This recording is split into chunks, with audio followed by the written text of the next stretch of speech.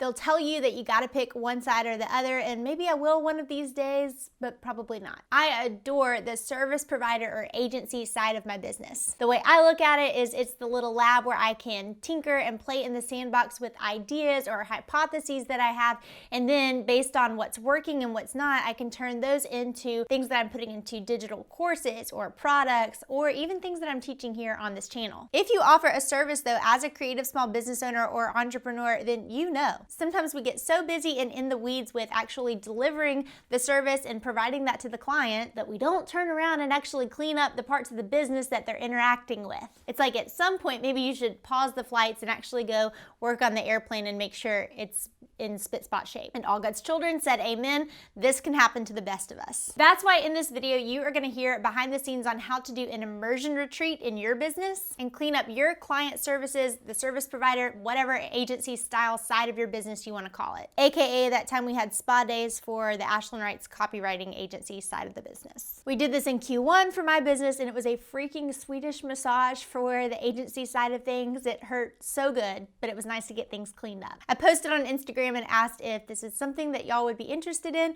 You said heck yes, so here we go. By the way, if we haven't met yet, my name is Ashlyn Carter. I'm a conversion copywriter and brand and launch strategist for creative entrepreneurs like you, because not knowing what to say or how to say it shouldn't be the thing that's holding you back from making sales. I pump out videos like this each and every single week, so hit the subscribe button and the bell next to it if you want to be in on the loop when the next one comes out. And let's dig in first up with goal setting. Okay, not to belabor the plane analogy, but you've probably heard the 1 degree theory, right? Basically, for every 1 degree that a plane is off its course, it's gonna miss its destination 1 mile for every 60 miles you fly. Darren Hardy explains this a little bit more in his book, The Compound Effect. Totally recommend it. But essentially, think about it this way. A plane that is leaving LA, flying towards Rome, pointed 1 degree off to the south, after 12 hours, it's gonna land somewhere in Tunisia, Africa. And if it's 1 degree off its course to the north, then it's gonna end up somewhere either in Slovenia or Austria. What does this have to do with your immersion retreat weekend for your agency? Well, the goals matter, but it's not the whole purpose or point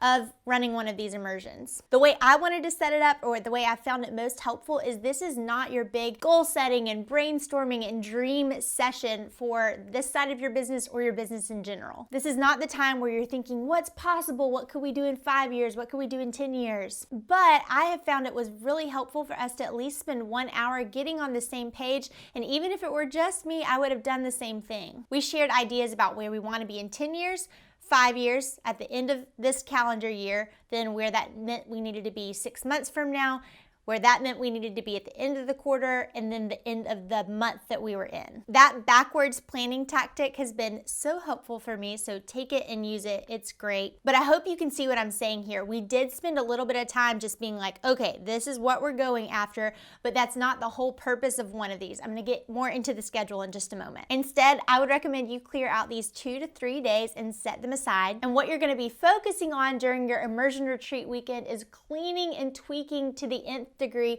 every single step in your process, every single workflow and micro workflow in your agency or in your service that you provide people, every client touch point along the way, every email they're interacting with, every template they're interacting with, every bit of your deliverable and how that gets to them. That is the purpose of a retreat like this. By the way, Amy Porterfield has an episode, it's pretty much vintage at this point, but she talks through doing one of these immersion retreat weekends for her funnels in her business, and that is helpful. But what I'm talking about is for those of us who provide a service, whether you're a photographer, a designer, a floral designer, I don't care what it is. If you are providing a service to somebody, I still think you have to set aside this time and go through and work on every single client touch point and workflow piece along the way. We didn't book anything fancy for this. We just came here to my house outside of Atlanta. I did treat it a little bit like a staycation, made sure childcare was covered. I also had no big work to-dos on my plate. It was just this.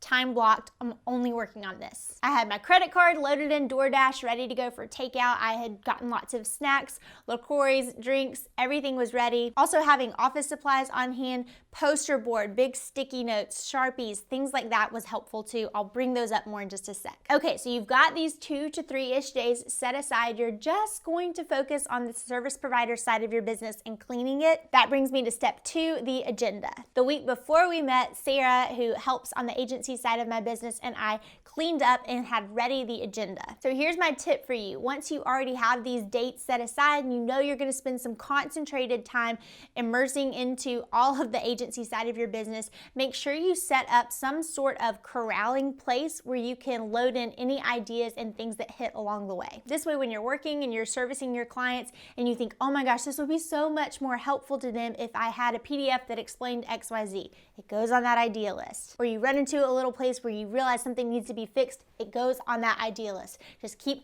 banking all those ideas on this list because that's going to help set the agenda and the tone for your time. So when we were trying to come up with the schedule for this, it wasn't really hard because the list was already made. Here's what I found helpful to do. I had one day where we were just focused on the client workflow, the service, everything that went into it. Again, every client touch point along the way. The second day was then going to focus more on the marketing mechanism of it. If you watched last week's video, I talked a little bit more about the Welcome magazine and the pricing and services guide that we use in my business and all that kind of stuff. So day 2 of this was when we were really cleaning that. Here's some more examples about how this broke down for us. So in that day one thing I'm so passionate about is time tracking. So went through every single piece of the service that we're providing people and pulled down to the 15-minute mark how long that takes us. Does it take us 15 minutes, 30 minutes, 4 hours? Then that way I can look at that whole client process and say this package takes us 7.5 hours to execute or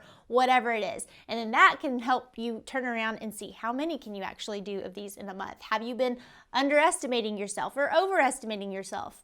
Probably that. This also can be where you go through and see where clients may need support along the way or an extra piece of communication. The way I think about it is if 2 clients have asked the same questions, that's on me. That proves that something has not been clear in the process and I need to figure out a way to message it to them or hold their hand or get them support that is more conducive to them getting through the project because I've messed up. So again, this day 1 is a lot of fixing that kind of thing and just looking at every single little bitty touch point along the way and cleaning it. Day 2 then is how can we enhance the messaging about this service that we provide or make it clearer on sales calls? How can I clean up my pricing and service magazine? How can I clean up that Welcome magazine? How do we get repeat business? Are we getting repeat business? I mentioned things like poster board and sticky notes, and again, even if it were just me, I would be using these things to put big ideas on the wall to break down instead of just on my computer what the workflow of a client process looks like. With the sticky notes, here's my best tip there. Before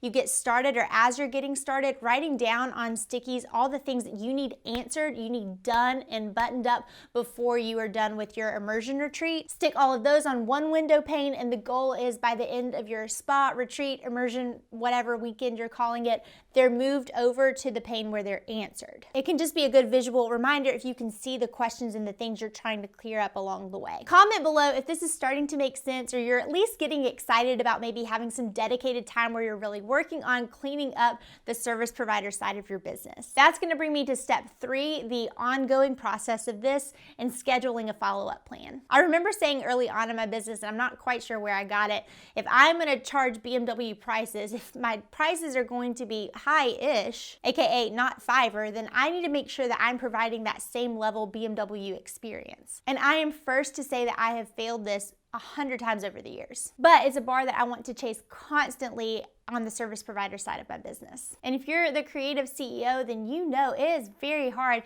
to have these multiple sides of your business because your brain is split essentially. You have the service that you provide people, and then maybe you have digital downloads or courses or other types of products people can buy from you, and you're trying to think about how to market and position both. So one thing I've worked to do to make sure that I'm having these moments of regularly checking in and making sure that the service is clean is having what I'm calling white glove check-ins. I want to make sure we're providing white glove level service. So having a quarterly check-in where we're coming back and we're saying, okay, this quarter, what worked and what didn't about our services and the agency side? What needs to be tweaked? What templates still aren't working? Where was client communication breakdown, or where did something go wrong? You've heard the whole work on your business, not in your business before, but again, sometimes you need to be in your business. So how can you have that quarterly moment where you're really getting in the weeds and working in your business? As you wrap up your immersion retreat, also get really clear on your action steps and the things that need to be done moving forward. We determined a huge list of those,